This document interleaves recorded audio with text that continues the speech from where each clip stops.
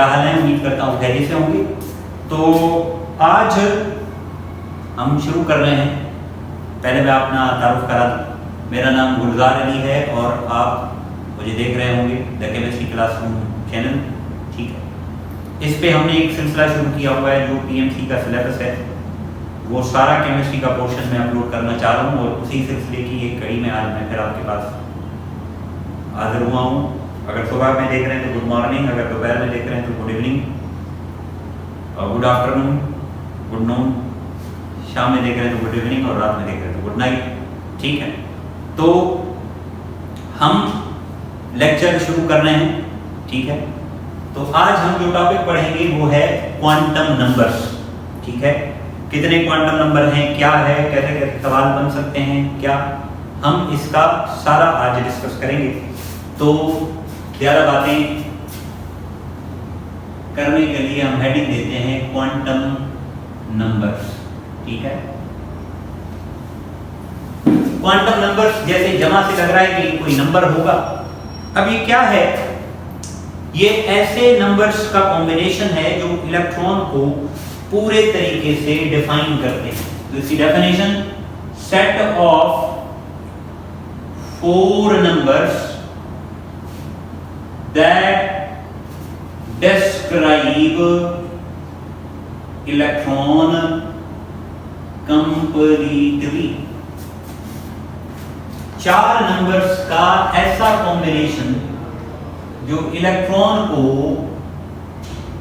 Completely describe करे, ऐसे numbers को क्या बोला जाएगा? Quantum numbers. तो यहां से पता चल गया 4। पहला क्वांटम नंबर है प्रिंसिपल क्वांटम नंबर, दूसरा क्वांटम नंबर है एज़्यूमिथल क्वांटम नंबर, तीसरा क्वांटम नंबर है मैग्नेटिक क्वांटम नंबर, चौथा क्वांटम नंबर है स्पिन क्वांटम नंबर। ठीक है, पढ़ाई अच्छी करें अपनी, सिलेक्ट होकर बताएं। Principal quantum number small n, azimuthal small n और s, ये आ गई इनकी रिप्रेजेंटेशन। अब पहले की हेडिंग देते हैं principle quantum number small n। अब ये क्वांटम नंबर किसके बारे में बताता है? ये हमें बताता है एनर्जी ऑफ इलेक्ट्रॉन, और क्या बताता है? साइज के बारे में, और किसके बारे में बताता है? मैक्सिमम नंबर ऑफ इलेक्ट्रॉन्स के बारे में। कैसे? फार्मूला क्या है? 2n²। अब K L M N O P Q ये सारे क्या हैं? शेल्स हैं। तो this is principle quantum number. साथ आया, सिंपल है। अब जब एमसीक्यूज करने हैं तो आपने क्या देखना है कि इसकी वैल्यू क्या हो सकती है? 1 2 3 4। पॉजिटिव वैल्यू है, फ्रैक्शनल नहीं है, नेगेटिव नहीं, बस यही देखना है। Number 2, azimuthal quantum number L। Azimuthal quantum number का दूसरा नाम है सेकेंडरी या सब्सिडायरी या angular momentum quantum number.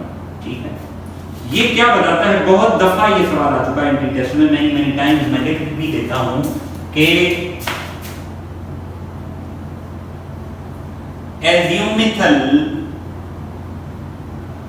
gives idea about size, shape, energy, none of these।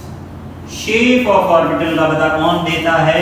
एज़्यूमिथल quantum number gives the idea about shape। ठीक है, जैसे, और ये कुछ वैल्यूज के थ्रू देता है। एल वैल्यूज क्या हो सकती हैं? 0 1 2 3। अब 0 है एल, तो इसका मतलब है आपके पास एस है, और एस की शेप कैसी है? स्फेरिकल। ठीक है, L1 है तो इसका मतलब क्या है? P शेप कैसी है?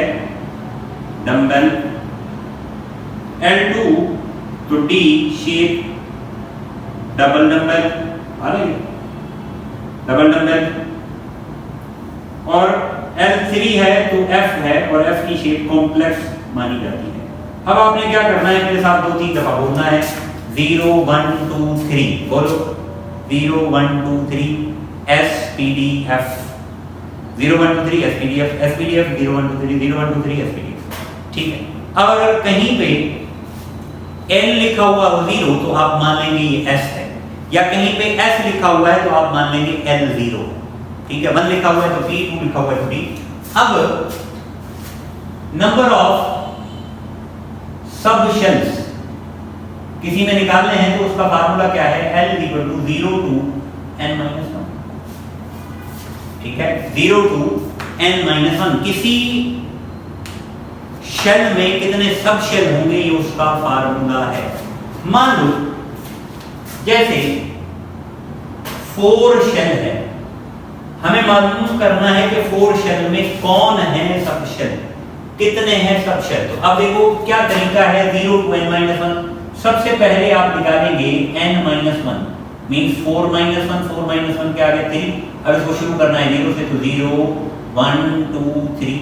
अब देखो कितनी वैल्यूज आ गई, याद रखो 0 is a value, 0 is a single value. 0 क्या है, एक सिंगल वैल्यू है, तो कितनी वैल्यूज हैं 4। तो इसका मतलब यह है कि इसमें कितने सब शेल होंगे 4। अब 0 है तो 0 का मतलब S है, 1 है तो 1 का मतलब P है, 2 है तो 2 का मतलब P है, 3 है तो उसका मतलब F है। समझ में आ रही है बात। दूसरा करते हैं, n = 3, तीसरे शेल में सब शेल कितने होंगे, तो फार्मूला क्या है, 0 to n-1। तो क्या निकालेंगे, n-1, तो 3 - 1 दैट इज 2। अब शुरू करेंगे 0 से n-1 तक, तो 0 1 2 3। बताओ कितनी वैल्यूज आई, 3। तो कितने सब शेल होंगे, 3। 0 है तो बताओ क्या होगा S, 1 है तो बताओ क्या होगा 2 1 है तो क्या होगा P, 2 है तो क्या होगा P। और हमें पता है कि तीसरे शेल में S भी होगा, P भी होगा, D भी होगा। अगर कोई बोले भाई n = 2, तो दूसरे शेल में कितने सब शेल होंगे, करके देख लेते हैं। तो क्या निकालोगे, n-1 माना 2 - 1 दैट इज 1। शुरू करो, L = 0 1, कितनी वैल्यूज आई, 2 वैल्यूज का मतलब हाउ मेनी सब शेल्स, 2 सब शेल्स। कौन से सब शेल होंगे बताओ, ये है S, ये है P। आखिरी n = 1, तो n-1 निकालोगे, n-1 मींस 1 - 1 गिव यू 0। तो 0 से n-1 0, तो कितने हो गए, एक सब शेल, और वो एक सब शेल कौन होगा, 0 0। ठीक है जी, तो ये है L, दिस इज L। अब और आपने अब ये नोटिस किया कि L की वैल्यू क्या है, L की जो वैल्यू है न्यूमेरिकली नंबर के हिसाब से वो n से हमेशा कम। जैसे n अगर 4 है तो L की बड़ी से बड़ी वैल्यू 3 तक है। n अगर 3 है तो L की बड़ी से बड़ी वैल्यू कहां तक आएगी, 2 तक।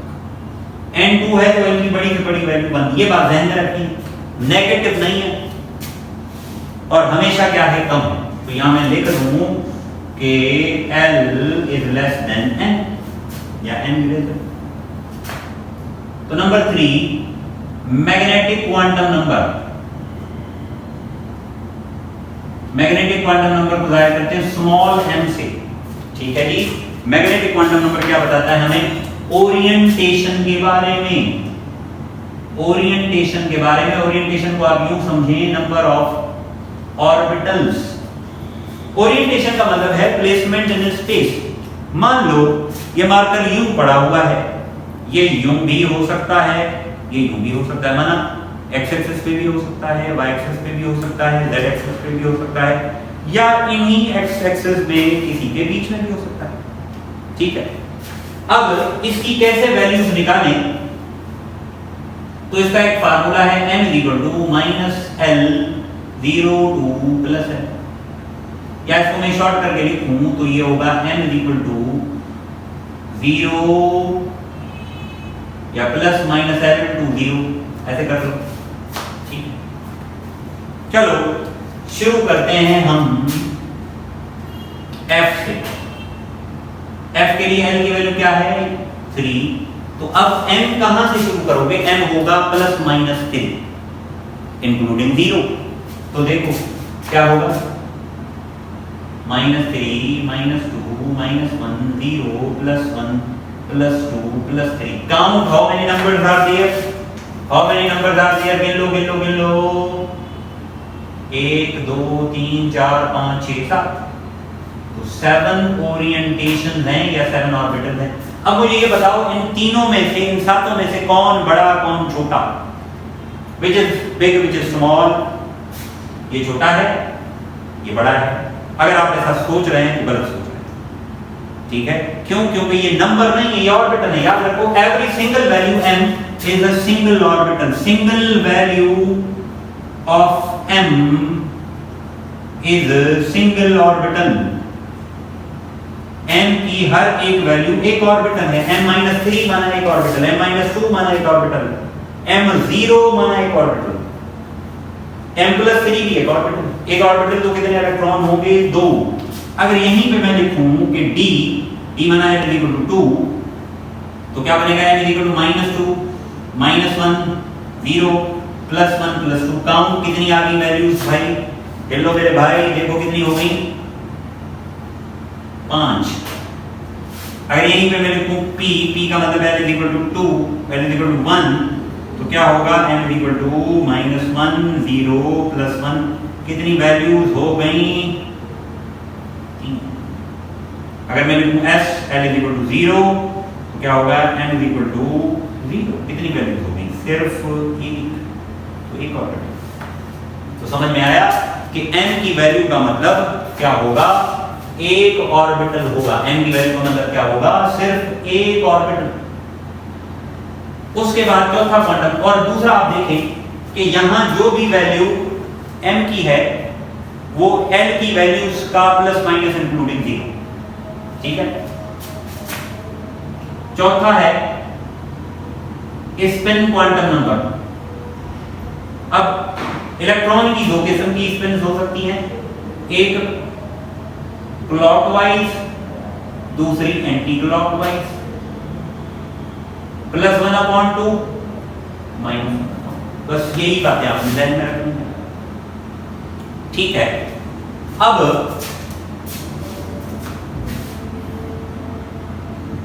इसको देख लें आप। हाँ जी, तो हमने क्वांटम नंबर्स पढ़ा है। अब इन क्वांटम नंबर्स के ऊपर हम सवाल करते हैं, डिफरेंट किस्म के क्वेश्चंस करते हैं। मिसाल के तौर पर सवाल है कि how many electrons can have n3 l2 m0 2 3 10 6। अब देखो सवाल पढ़ो, टिक टिक टिक टिक। अब देखो तीसरा शेल n 3 l2 मतलब 3d। अब आगे m भी है, आगे क्या है m भी है, और m का मतलब क्या है ऑर्बिटल। और m की कितनी वैल्यूज हैं 0 0 का मतलब एक ऑर्बिटल, एक ऑर्बिटल में कितने इलेक्ट्रॉन आएंगे। तो क्लियर है। दूसरा सवाल देखो, if n4 l3 the number of